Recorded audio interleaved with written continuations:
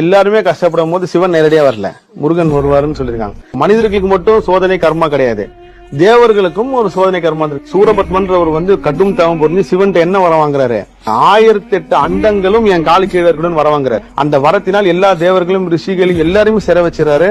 சிறை வச்சதுக்கு அப்புறம் படாத பாடுபடுறாங்க. இது இவங்களை காப்பாத்த முருகர் வர்றாரு. அப்படி இருக்கும் போது அப்ப எல்லாருமே தேவர்கள் எல்லாம் முறையிடும் போது அப்ப சிவபெருமான் பார்வதி தேவிட்ட என்ன சொல்றாருன்னா, நான் என்னதான் வரம் கொடுத்தாலும் அந்த வரத்தை வாங்குற எனக்கு சக்தி கிடையாது.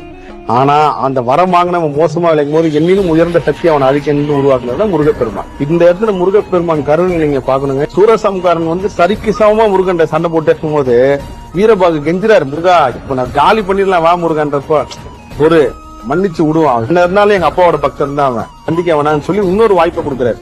எவன் என்ன திட்டினானோ அப்படியே நம்ம கீழே வச்சுப்போம் சொல்ல மயிலாவும் சேவலாவும் மாத்தி வச்சுட்டேன். சோ இதுதான் முருகரோட கருணை. அவர் எந்த நேரத்திலும் கோவமே படும். அவர் கோவத்தெல்லாம் பாக்குற சக்தியே நம்மளுக்கு கிடையாது.